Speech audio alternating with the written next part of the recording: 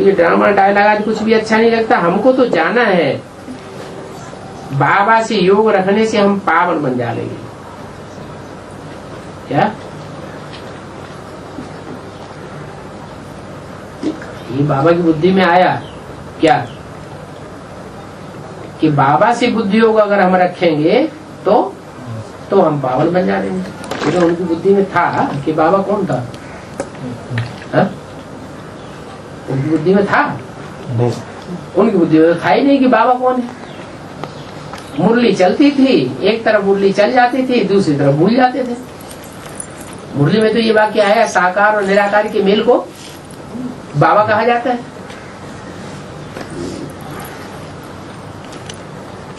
शांति के लिए सब पुरुषार्थी है। तो किसी योग रखना है।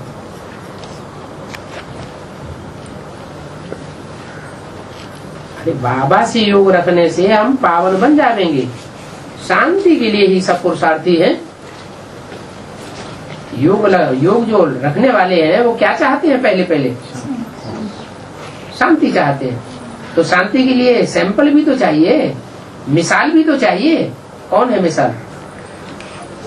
उसके लिए जरूर शांति देवा चाहिए। 3 देवता है ना, ब्रह्मा, विष्णु और शंकर। ब्रह्मा को तो दुखधाम की ओर दिखाया, विष्णु को सुखधाम का देवता बताया और शंकर को शांति धाम की तरफ दिखाया। तो बाबा से योग रखने से हम पावन बन जाएंगे।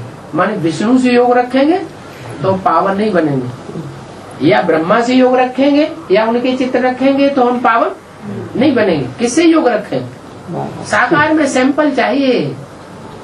क्या? साकार की मिसाल चाहिए जो हम निर्वाण धाम वासी बने। तो शांति के लिए ही सब पुरुषार्थी है। जब सब पुरुषार्थी ही है शांति के लिए तो किसे योग रखना पड़े? जो भी शांति देवा प्रैक्टिकल में संसार में नजर आए उससे योग रखना पड़े। निर्वाण में शांति, फिर राम राज्य स्थापन हो जाता है। क्या कोई कहे कि यहाँ इस दुनिया में राम राज्य स्थापन हो जाए? हो सकता है? अरे निराकार राम आया हुआ है, साकारी राम में आया हुआ है और बच्चे उनके डायरेक्शन पर चल रहे हैं। तो राम राज्य होना चाहिए या रावण राज्य होना चाहिए? राम राज्य होना चाहिए। वो निराकार राम, वो साकार राम में आया हुआ है, उसके डायरेक्शन पर बच्चे चल रहे हैं। तो उन बच्चों के लिए राम राज्य होना चाहिए या रावण राज्य? उन बच्चों के लिए राम राज्य तो है। 76 से तो पहचाना है बच्चों ने। 76 से नहीं पहचाना? बाप आया हुआ है, पहचाना है। फिर राम राज्य, राम राज्य की अनुभूति है? मन में है। मन में है? किसके मन में है? बच्चों के मन में? थोड़े बच्चे में है। जो पहचाना वो जो घर गृहस्थ में रहने वाले बच्चे हैं उनके घर में रहने वाले सब मर जाएं, हॉस्पिटलाइज हो जाए तो मस्त रहेंगे? नहीं रहेंगे। रामराज कहाँ हुआ है? अरे 76 से नई दुनिया आई तो किसके लिए आई? राम के लिए। माता के लिए भी है। माता जरूर साथ। माता भी दुख का अनुभव कर रही होगी, सुख का अनुभव कर रही होगी। तो है ही ब्रह्मा का पार्ट। जब ब्रह्मा का पार्ट है तो ब्रह्मा तो दुखधाम की ओर ही है ना। निर्वाण धाम में पहुंच गया क्या? निर्वाण स्थिति का ही अनुभव नहीं कर रहा है तो सुखधाम की स्थिति का अनुभव कैसे करेगा? तो बच्चों के लिए बताया कि बच्चों को भी क्या स्टेज में पहुंच जाना है। राम राज्य तब मिलेगा जब पहले निर्वाण धाम में जाएंगे, शांति स्थिति का अनुभव करेंगे। पहले नहीं राम राज्य स्थापन हो सकता। कब राम राज्य स्थापन हुआ? पहले तो बुद्धि में स्थापन हुआ। पहले बुद्धि में स्थापन होगा या बाहर में स्थापन हो जाएगा? पहले बुद्धि में स्थापन होगा। वहां भी शांति है निर्वाण धाम में। टिक टिक को सुन करके मनुष्य जाते हैं कहाँ? भक्ति मार्ग में।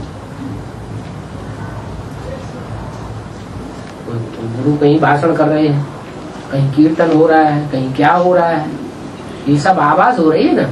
आवाज को सुन सुन करके लोग जाते हैं। कहाँ जाते हैं? और समझते हैं कि यहाँ हम जाने से हमको सुख शांति मिलेगी। तो बाप कहते हैं वो टिक टिक है उनके अंदर, सुनाने वालों के अंदर, सुनने वालों के अंदर कोई ज्ञान नहीं है। धारणा तो कुछ भी नहीं होती। धारणा कब होगी? बुद्धि माने बुद्धि। बुद्धि में धारणा कब होगी? ज्ञान हो तो धारणा भी हो। ज्ञान ही नहीं तो धारणा कैसे होगी? बातें ही थोड़ी बतानी चाहिए। ये दुखधाम है और वो सुखधाम है, और उनसे भी परे शांति धाम। सबसे ऊंची स्टेज किसकी? शांति धाम की। 3 देवा बैठे हुए हैं,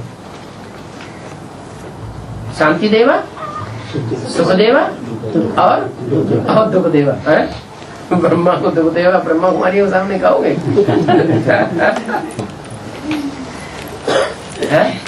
कोई ब्रह्मा कुमारी ये कह सकती है कि ब्रह्मा बाबा ने हमें दुख दिया? नहीं कह सकती। फिर दुख देवा कैसे हो गया?